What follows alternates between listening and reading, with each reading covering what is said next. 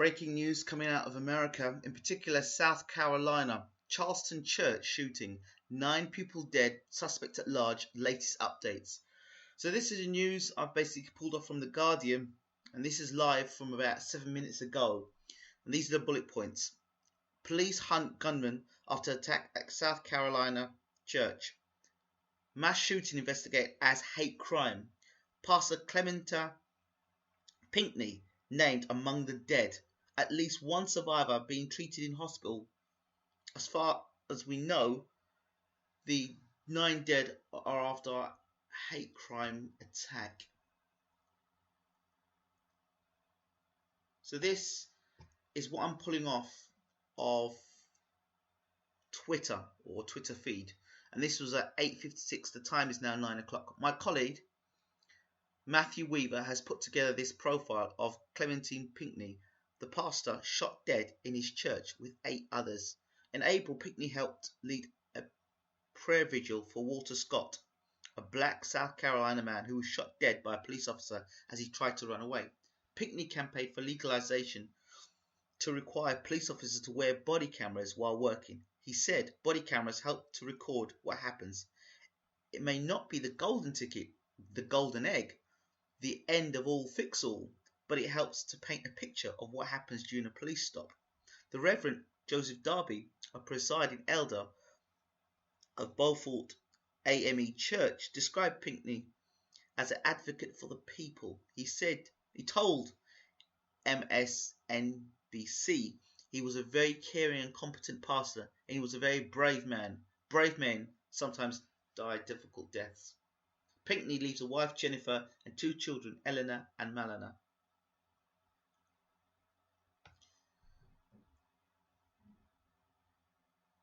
More news coming in. Multiple reports have said that Reverend Clementa Pinckney, Emmanuel Church's pastor and Democratic member of the South Carolina Senate, was among the 9 dead. This is not yet the official confirmation from the Charleston police or coroner, but the South Carolina House Minority Leader Todd Rutherford has told the Associated Press that Pinckney was among those killed. He never had anything bad to say about anyone, even when I thought he should. He was always out doing work for his parishioners or his constituents. He touched everybody. Pinckney, 41, was married, father of 2, and was elected to his state house at age 23, making him the youngest member of the house at this time.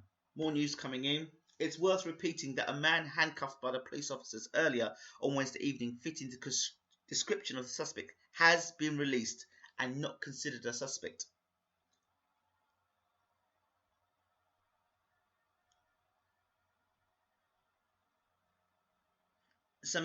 More information coming in, and I think this statement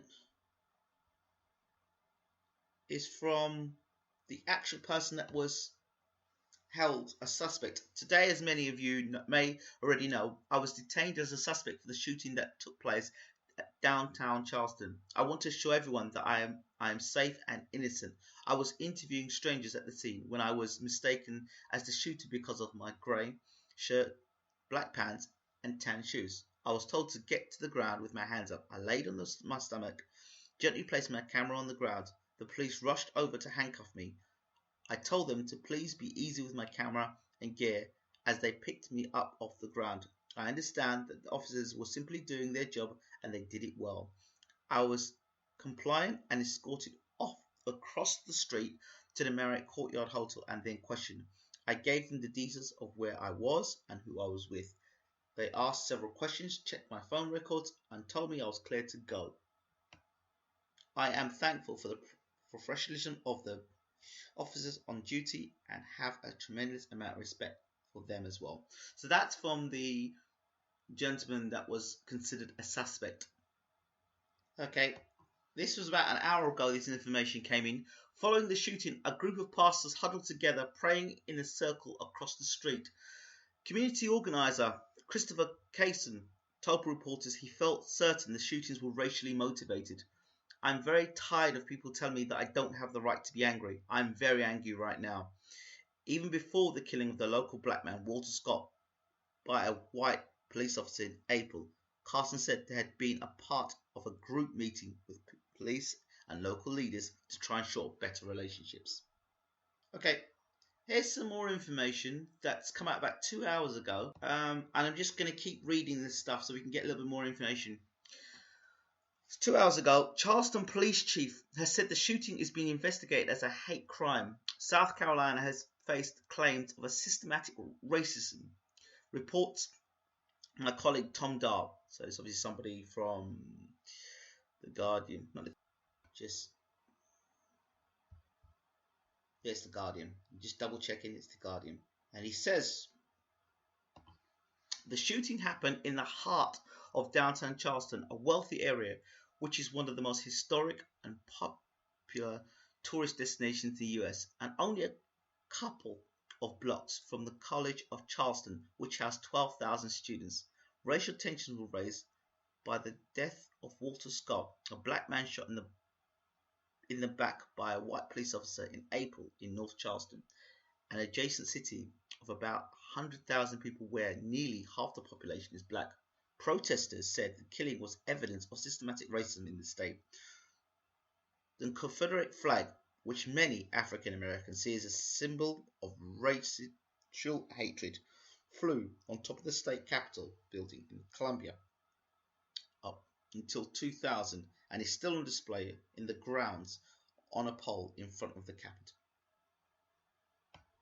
The black population of central Charleston has sharply declined amid rising house prices and gentrification, reversing a white flight that happened after the desegregation of schools in the 1960s, according to Post and Courier articles from last year. So this is from the Guardian. So that's the latest news. Sorry, it's a bit voice is a bit shaky, but it's just unbelievable. I mean, really, in this current day and age, that stuff like this is still going on. I don't know. I'll see if I can get more information when I can. This has been Ingram Jones from Bayloric TV, bringing you this news from Charlestown, and this one's a shocker.